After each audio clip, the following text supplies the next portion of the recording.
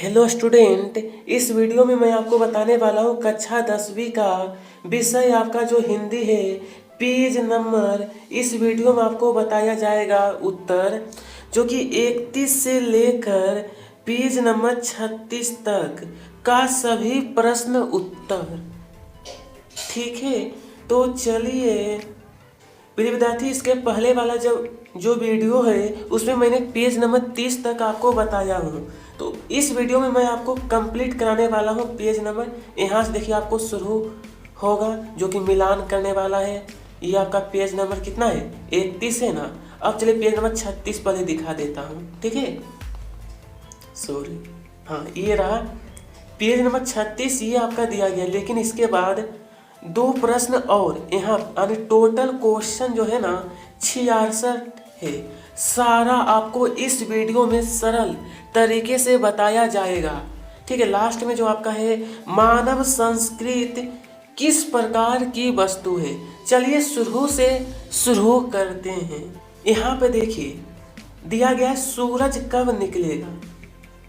प्रिय विद्यार्थी, यहाँ पर आपसे कहा गया है मिलान, सूरज कब निकलेगा। इसको मिलाना है स्वयं प्रकाश, माटी की मूर्तें। तो इसका मिलान होगा आपको राम वृक्ष बेनीपुरी, दादा कामरेड। इसका मिलान हो जाएगा यशपाल से। एक प्लेट सैलाब, तो यहाँ होगा मन्नू भंडारी। यदा कदा, ये होगा अतीन्द्र मिश्र, अतीन्द्र मिश्र। रेल का टिकट, तो यहाँ इसका हो जाएगा भदंत्र आनंद कौशल्यान। इस प्रकार से मिलान करने के बाद यहाँ पर सही जोड़ी का उत्तर भी आपको लिखना है। जैसा कि मैंने इस सूरज कब निकलेगा, तो यहाँ पर लिखना है कि स्वयं प्रकाश। मैं आपको बता ही देता हूँ अच्छी प्रकार से, पहले मिलान कर लेना है। इसका मिलान मैंने क्या है, स्वयं प्रकाश। तो आपको सामने में लिखना है स्वयं प्रकाश। उसके बाद राम वृक्ष बेनीपुरी, इसका मिलान किए है ना। उसके बाद यशपाल, मन्नू भंडारी, यतीन्द्र मिश्र, भदंत आनंद कौशल्यान। इस प्रकार से आपको पूरा करना है। चलिए नंबर 4 में भी मिलान करने वाला है विद्यार्थी। चलिए तो सबसे पहले हम लोग देखेंगे नेताजी का चश्मा, ये कहानी है। उसके बाद है एक कहानी यह भी, आत्मकथा होगा। बाल गोविंद भगत, इसका वह रेखा चित्र। संस्कृत जो है वो इसका मिलान करना निबंध से। लखनवी अंदाज का मिलान होगा व्यंग से। उसके बाद यहाँ पर देखिए नौबत खाने में इबादत, मिलान करना है व्यक्ति चित्र। पहले अच्छी प्रकार से मिलान करिए, उसके बाद सही जोड़ी उत्तर। तो जैसा कि नेताजी का चश्मा का मिलान हुआ है कहानी से, तो यहाँ पर लिखना है आपको कहानी। मैं आपको दिखा देता हूँ अच्छी प्रकार से कि किस प्रकार सही जोड़ी का उत्तर में यहाँ पर लिखना है। जैसे यहाँ पर कहानी लिखना है, क्योंकि इसका मिलान कहानी, जैसा कि इसका मिलान कहानी उसी तरीके से आत्मकथ्य, रेखा चित्र, निबंध, व्यंग, व्यक्ति चित्र। ठीक है, चलिए विद्यार्थी अब इसके आगे देखेंगे एक वाक्य के प्रश्नों के उत्तर। ठीक है, यहाँ पर बोला गया है ना हमसे, एक वाक्य में उत्तर लिखिए। गद्य की विधाएं। पहला प्रश्न, रिपोर्टाज किस भाषा का शब्द है। इसका उत्तर रहेगा रिपोर्टाज फ्रांसीसी भाषा का शब्द है। अगला प्रश्न है, हिंदी गद्य की सर्वाधिक लोकप्रिय विधा कौन सी है।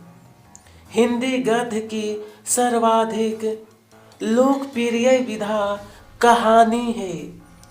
प्रश्न 3 में कहा है, आधुनिक हिंदी गद्य का विकास किस युग से प्रारंभ हुआ।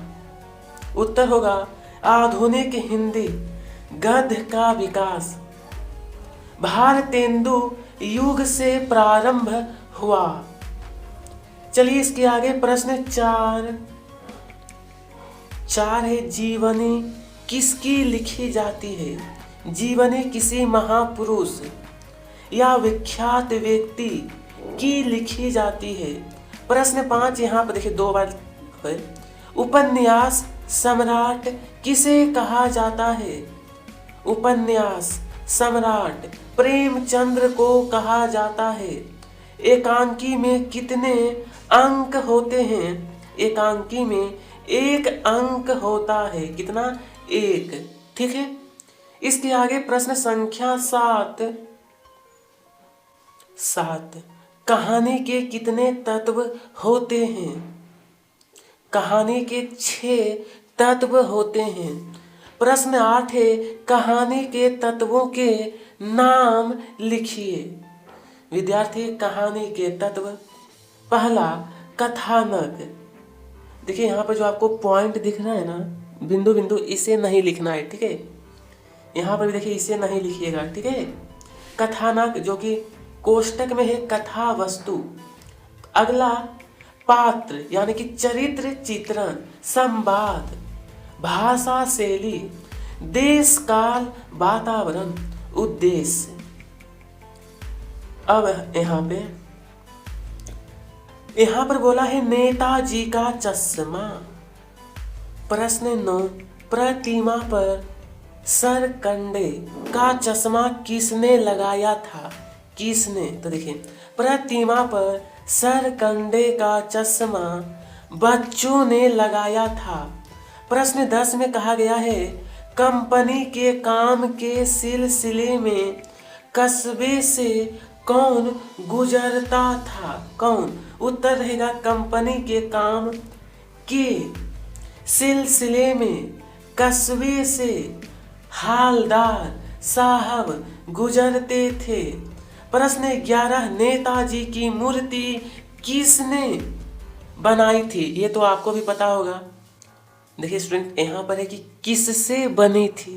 तो देखिए, नेताजी की मूर्ति संगमरमर से बनी थी।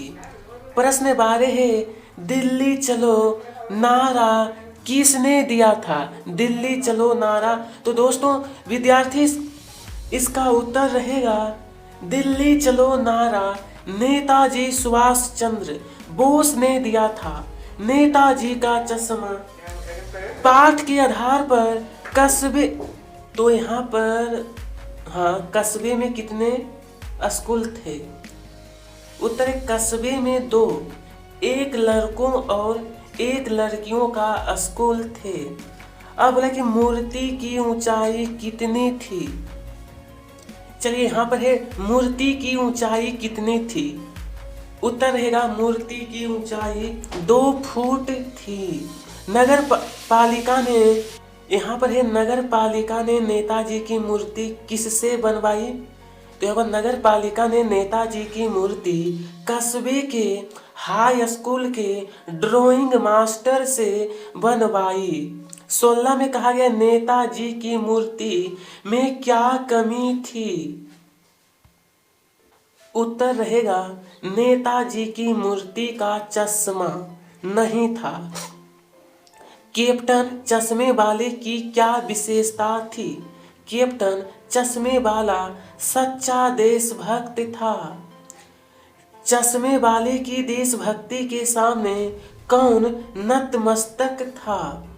चश्मे वाले की देशभक्ति के सामने हालदार साहब नतमस्तक थे। ठीक है, ये भी आपका पेज नंबर 32 ही है, जो कि आपको बताया जाएगा पेज नंबर 36 तक। ठीक है, अभी क्वेश्चन नंबर 18 तक आए हैं। टोटल आपका 66 दिया गया है।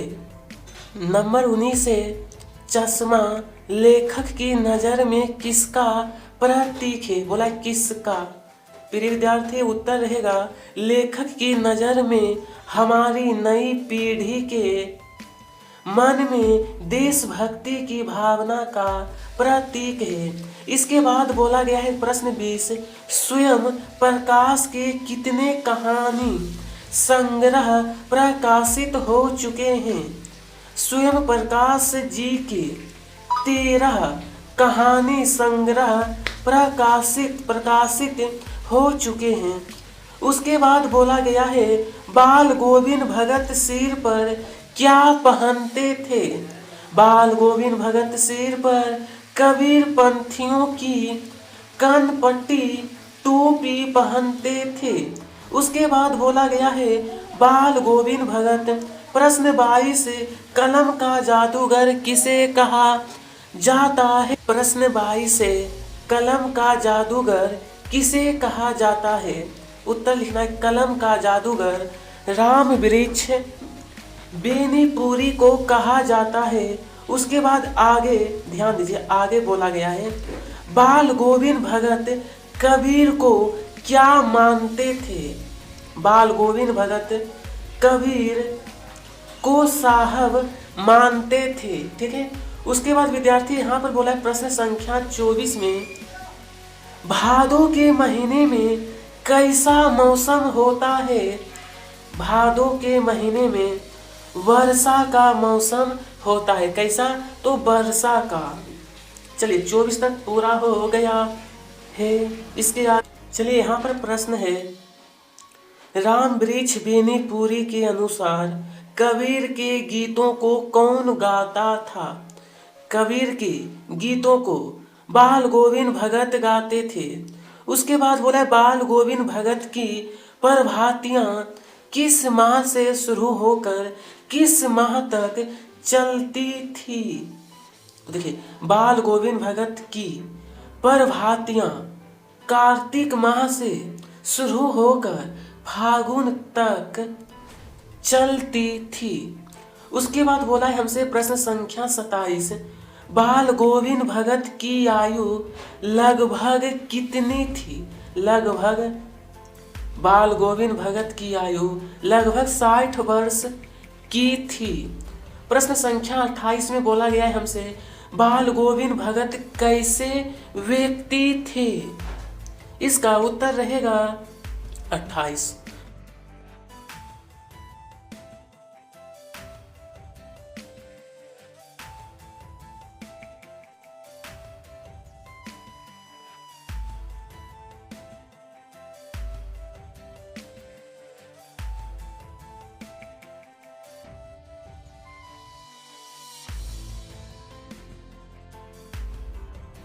ठीक है, ये हो गया प्रश्न संख्या 29 का उत्तर। इसके आगे प्रश्न 30 की ओर बढ़ते हैं। बोला है बाल गोविंद भगत के मस्तक पर हमेशा क्या लगा रहता था? बाल गोविंद भगत के मस्तक पर हमेशा रामानंदी चंदन का टीका लगा रहता था। प्रिय विद्यार्थी प्रश्न 31 बोला है बाल गोविंद भगत किस कारण साधु कहलाते थे? बाल गोविंद भगत अपने शुद्ध आचरण, सच्चा साधक, निमोही व संयमी होने के कारण साधु कहलाते थे। प्रश्न 32 में बोला है बाल गोविंद भगत किनके आदर्शों पर चलते थे? देखिए बाल गोविंद भगत कबीर जी के आदर्शों पर चलते थे। चलिए नंबर 33 बाल गोविंद बोला है बाल, यहां पर देखिए कि कबीर जी के आदर्शों पर चलते थे। चलिए अब देखेंगे प्रश्न संख्या 33। ठीक है, बाल गोविंद भगत किस संप्रदाय को मानते थे? बाल गोविंद भगत कबीर पंथी संप्रदाय को मानते थे। ठीक है। उसके बाद बोला है कि बाल गोविंद भगत अपनी फसल को पहले कहाँ ले जाते थे? देखिए बाल गोविंद भगत अपनी फसल को पहले कबीर पंथी मठ में ले जाते थे। प्रश्न 35 है बाल गोविंद भगत किसके पदों को गाया करते थे? उत्तर रहेगा बाल गोविंद भगत कबीर के पदों को गाया करते थे। प्रश्न संख्या 36 है अपने साहब कबीर के प्रति, प्रश्न 36 अपने साहब कबीर के प्रति बाल गोविंद भगत कैसे श्रद्धा दर्शाते थे? उत्तर रहेगा अपने साहब के प्रति बाल गोविंद भगत उनके गीत गाकर और उनके आदर्शों पर चलकर श्रद्धा दर्शाते हैं। भगत जी आत्मा और परमात्मा के बीच कैसा संबंध मानते थे? भगत जी आत्मा और परमात्मा के बीच प्रेमी प्रेमिका का संबंध मानते थे। यहाँ पर है बाल गोविंद भगत के गांव के लोगों का मुख्य धंधा क्या था? बाल गोविंद भगत के गांव के लोगों का मुख्य धंधा खेती बाड़ी का था, खेती बाड़ी का। ठीक है, उसके बाद लेखक ने रोपनी किसे कहा है?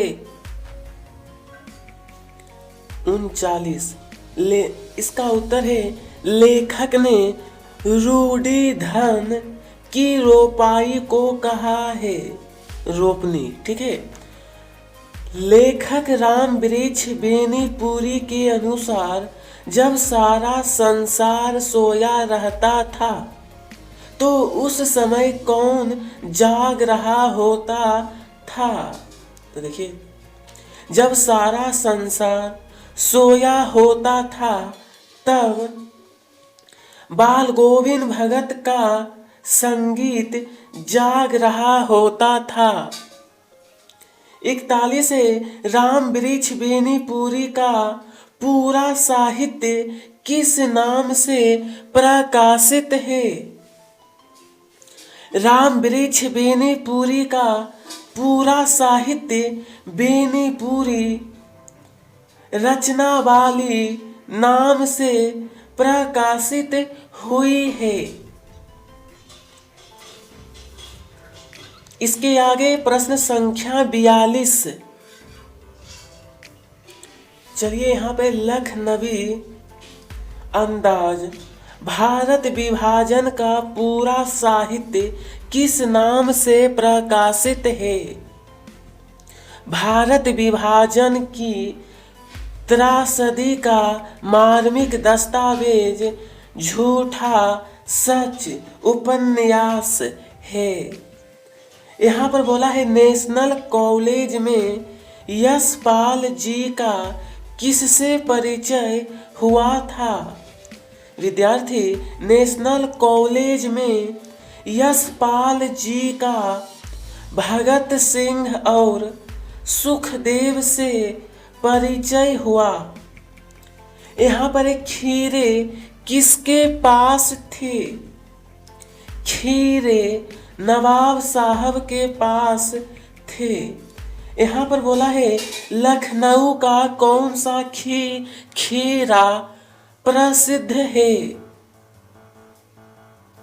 देखिए, प्रश्न 45 का उत्तर हो गया है।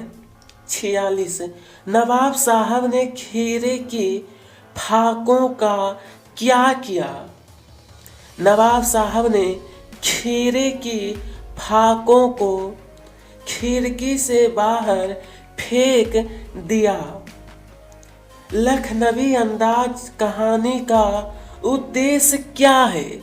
उद्देश्य लखनवी अंदाज पाठ के माध्यम से लेखक यह बताना चाहते हैं कि बिना पत्रों, घटना वे विचार के भी स्वतंत्र रूप से कोई रचना लिखी जा सकती है। लखनवी अंदाज कहानी हमें क्या संदेश देती है?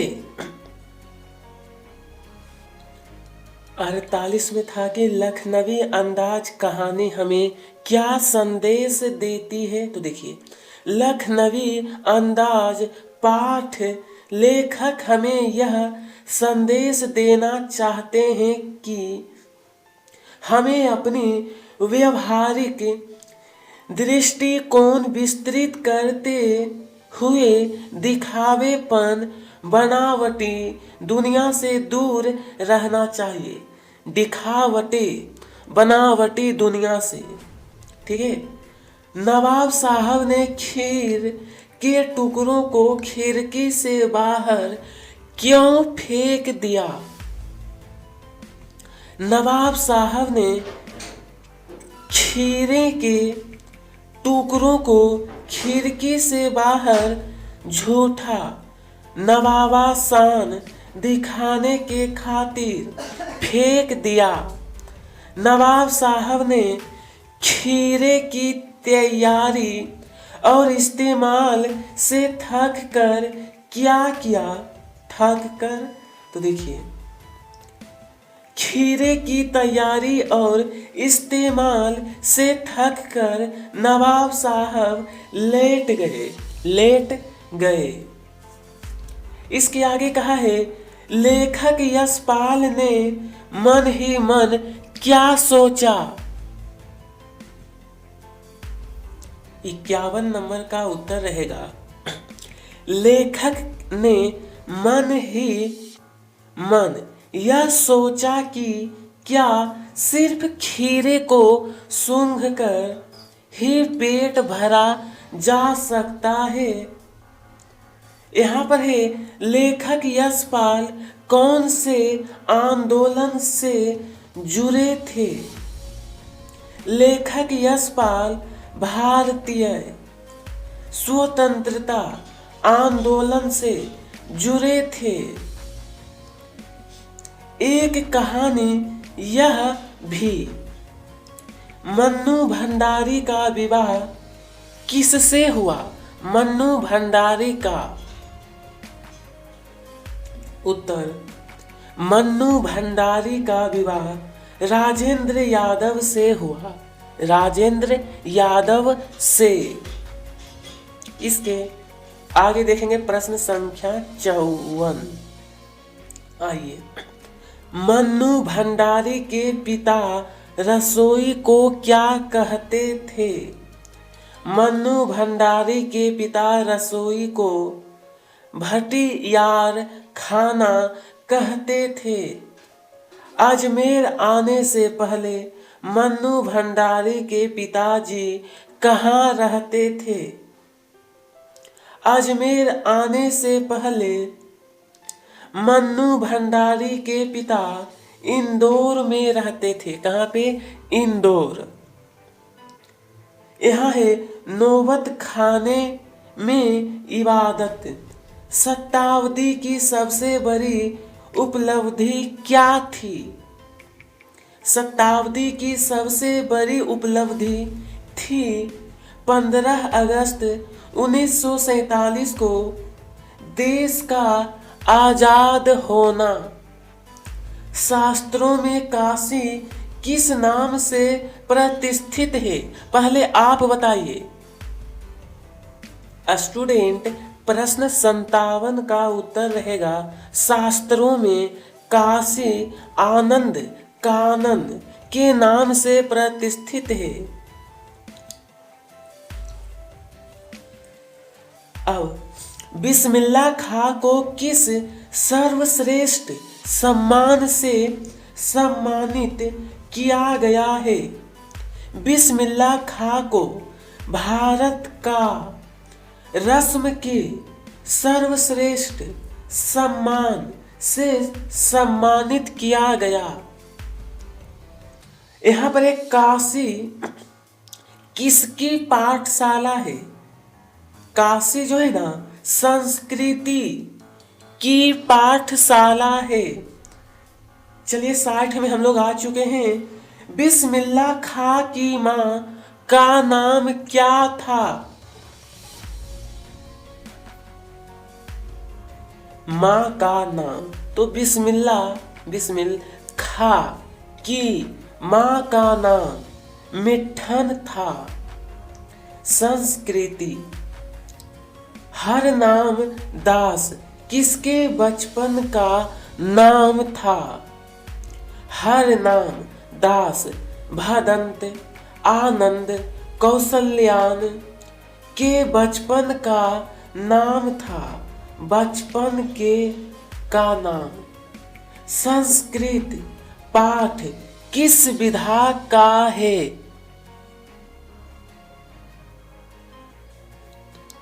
विद्यार्थी संस्कृत पाठ की विधा निबंध है। अब सभ्यता किसका परिणाम है?